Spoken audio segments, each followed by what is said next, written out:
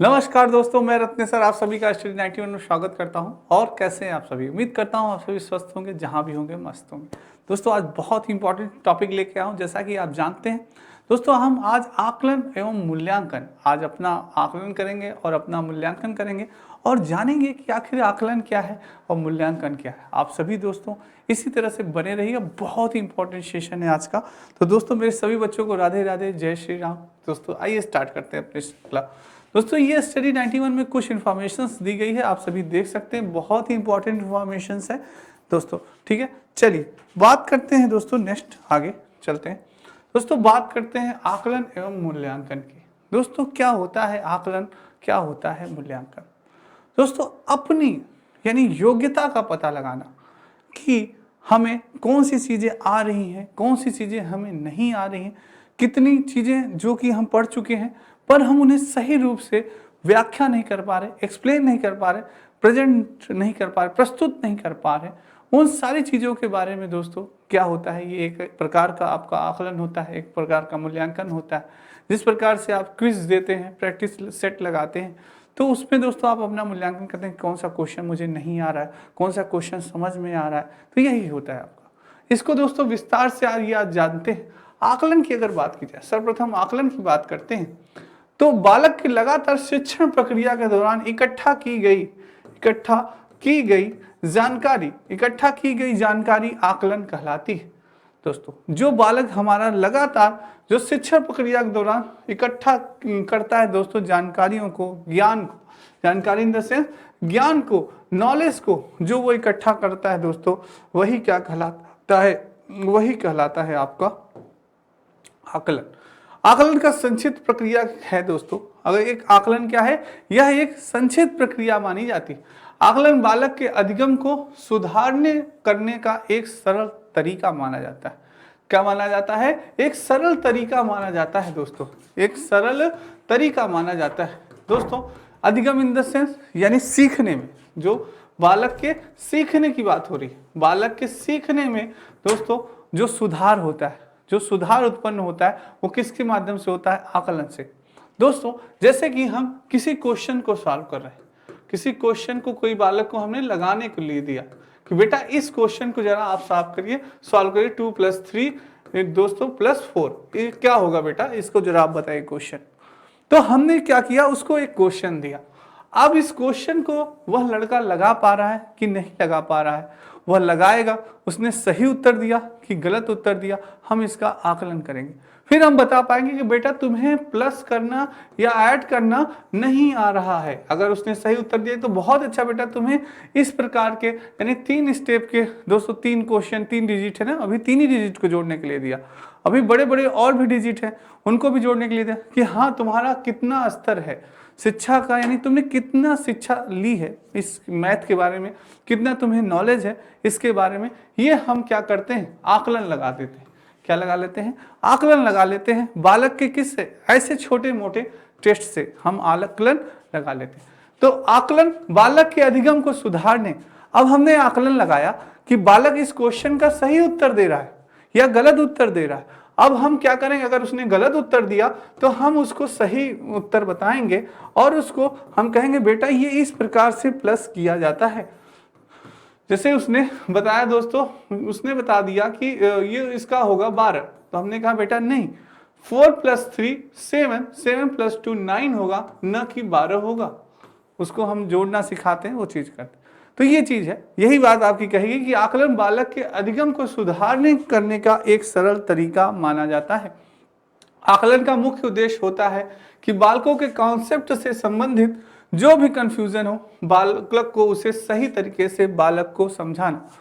जो बालक की अवधारणा है, कॉन्सेप्ट इन द सेंस जो अवधारणा है, जो अवधारणा है, कॉन्सेप्ट इन द सेंस अवधारणा, जो बालक के मन में जो अवधारणा बनी हुई है, जो कॉन्सेप्ट बना हुआ है किसी भी क्वेश्चन को लेकर, किसी भी प्रश्न को लेकर, किसी भी टॉपिक को लेके जो अवधारणा बनी हुई है, जो कंफ्यूजन है, यानी बच्चा समझ नहीं पा रहा है, कंफ्यूजन इन द सेंस वो समझ नहीं पा रहा है, वो कंफ्यूज है कि इसका सोल्यूशन कैसे होगा, इस प्रकार से हल किया जाए, किस प्रकार से हल किया जाए।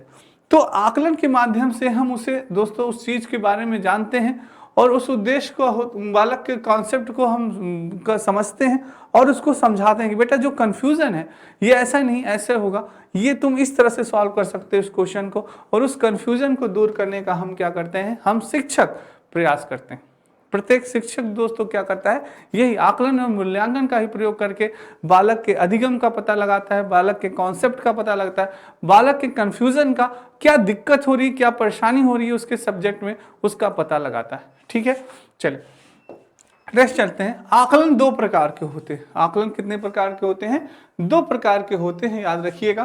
क्वेश्चन पूछा जा सकता है कि आकलन कितने प्रकार के होते हैं। दो, रचनात्मक आकलन फॉर्मेटिव असेसमेंट होता है, योगात्मक आकलन समेटिव असेसमेंट होता है। दो प्रकार के आपके आकलन होते हैं दोस्तों, याद रखिएगा कि आकलन कितने प्रकार का होता है, दो प्रकार का होता है। सीटेट में या यूपी टेट में ये पूछा गया क्वेश्चन। ठीक है, तो रचनात्मक आकलन और योगात्मक आकलन, आइए जानते हैं कि रचनात्मक आकलन क्या होता है और फॉर्मेटिव असेसमेंट क्या होता है। रचनात्मक आकलन, तो इसके बारे में बात करते हैं।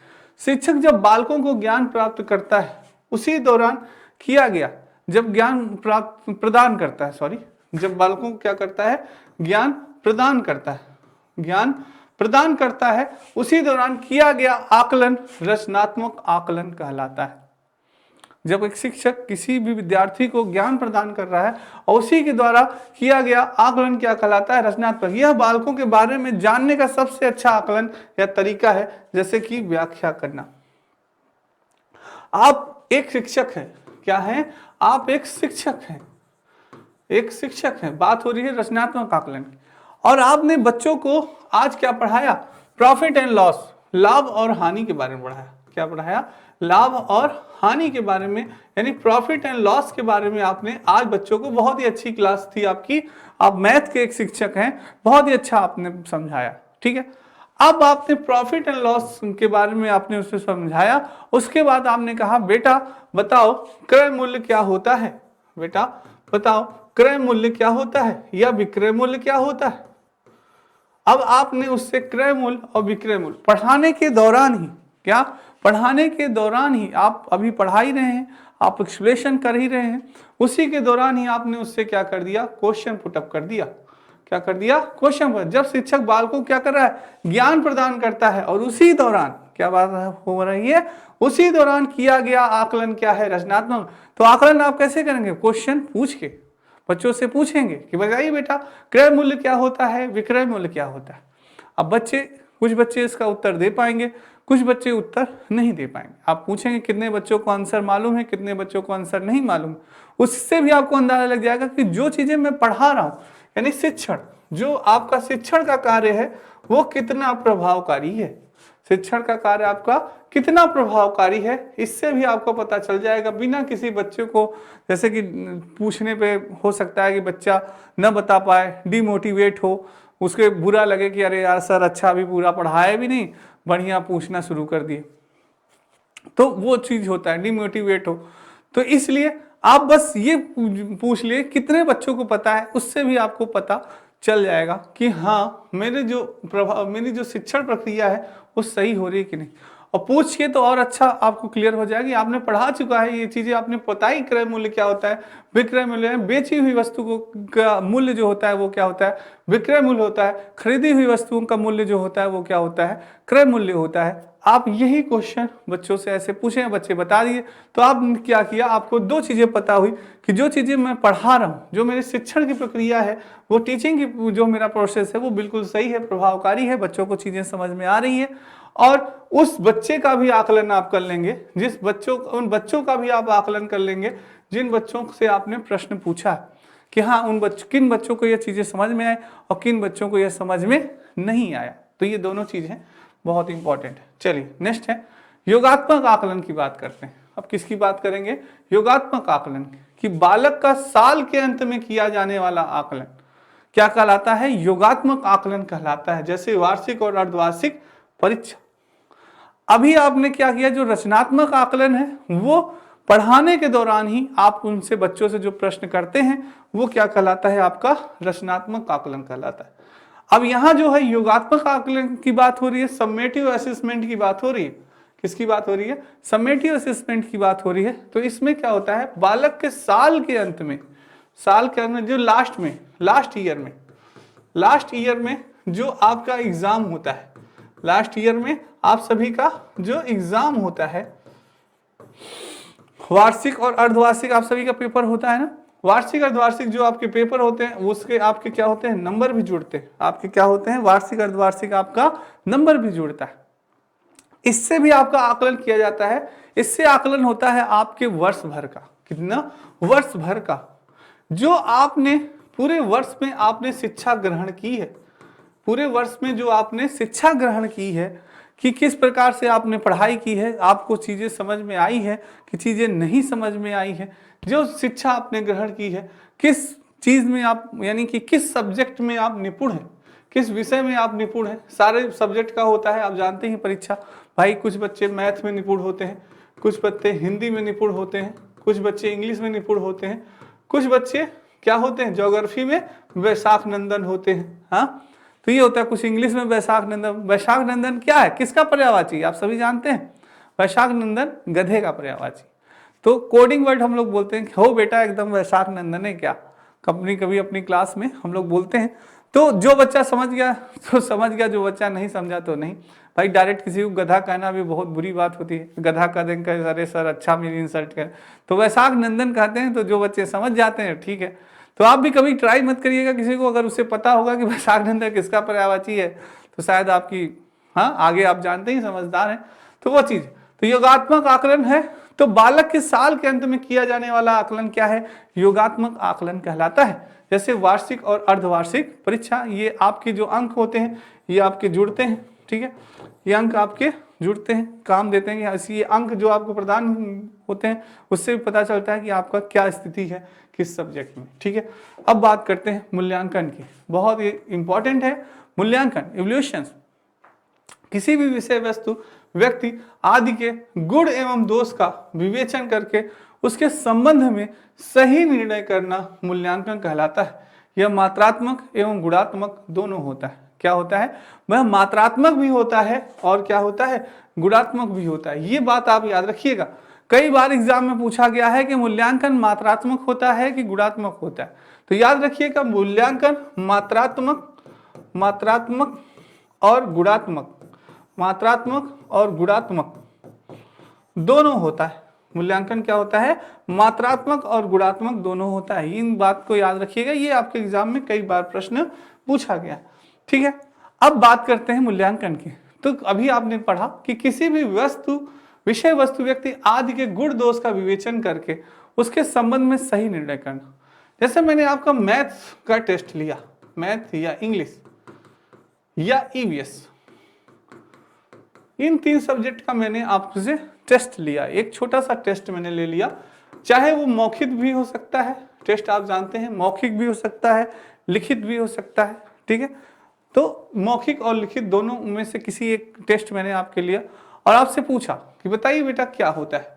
तो मैंने ये पाया मैं अब सही निर्णय ले पाऊंगा। जैसे आपसे, जैसे मुझे किसी ने बताया कि भाई विजय जो है वो मैथ में कमजोर है, विजय क्या है, वो मैथ में बहुत ही ज्यादा वीक है।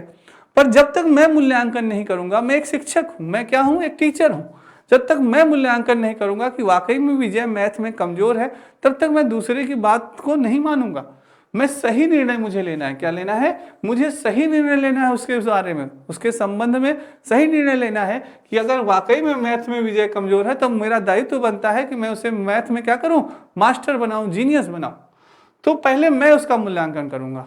तो मैंने मैथ और ईवीएस और इंग्लिश का टेस्ट लिया, तो मैंने ये, और मुझे मेरा ये भी दायित्व बनता है कि आखिर विजय का स्ट्रॉन्ग सब्जेक्ट कौन सा है, किसमें विजय मास्टर है, ये भी मेरा दायित्व है। तो वो चीज़, क्योंकि उस पर मुझे तब कम ध्यान देना पड़ेगा।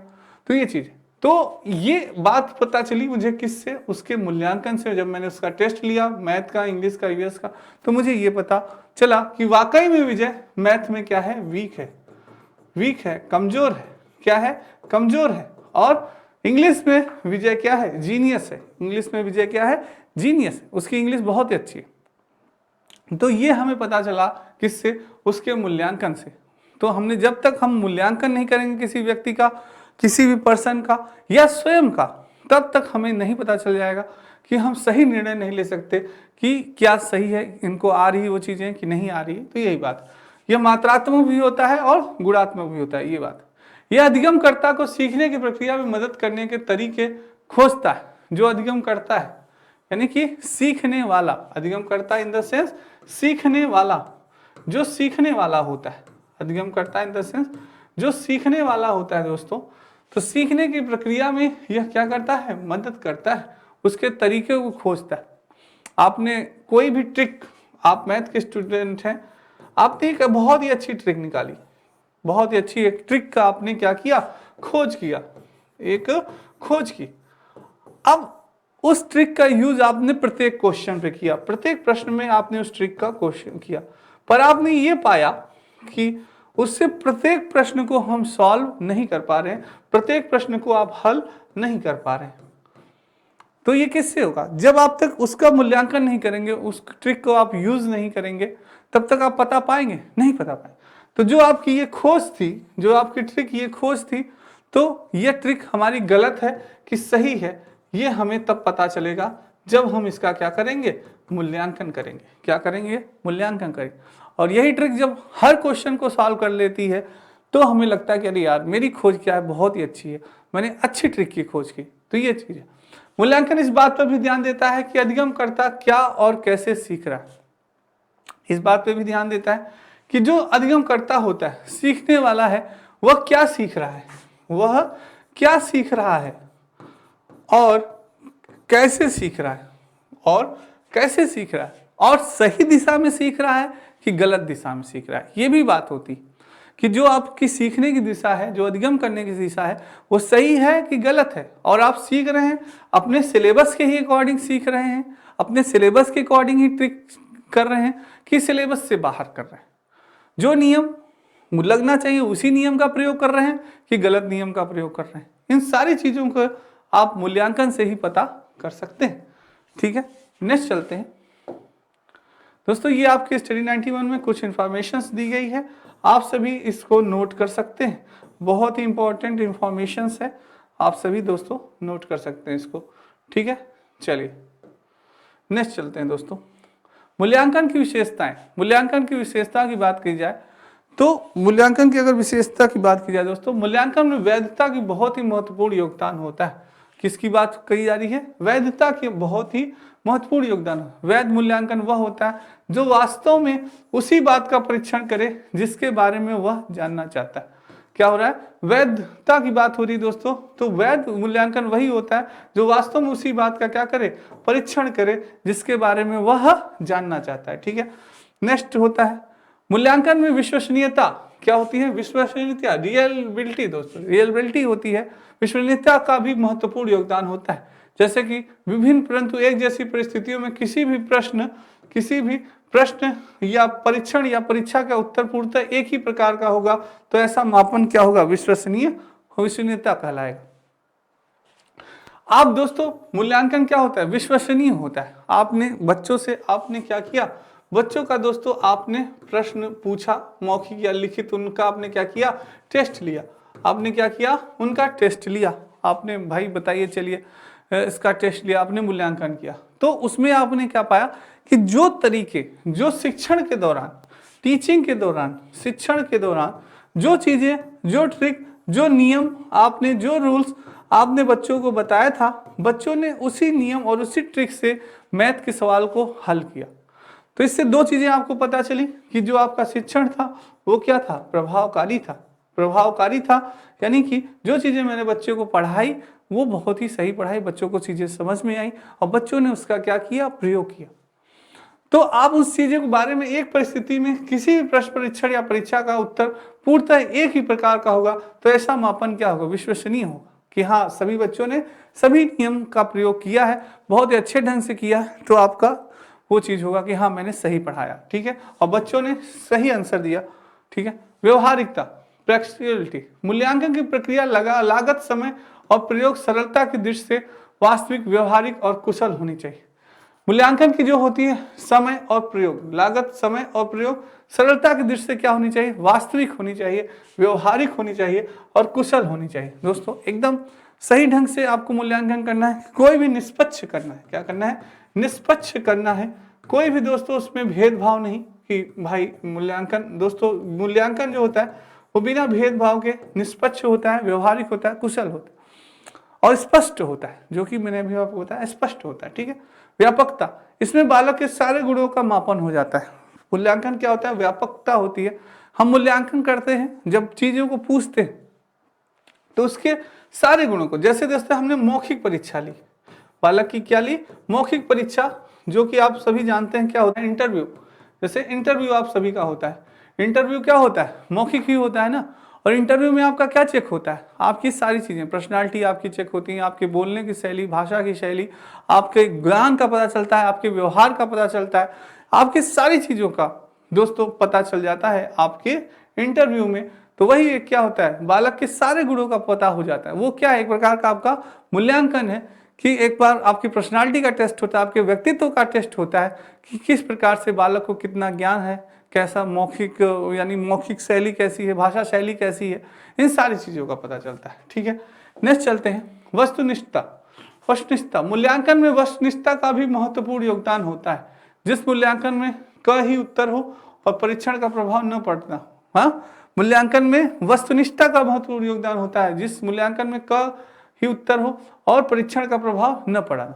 तो दोस्तों क्या होती है, वस्तुनिष्ठता का बहुत बहुत महत्वपूर्ण योगदान होता है। किसमें, मूल्यांकन में।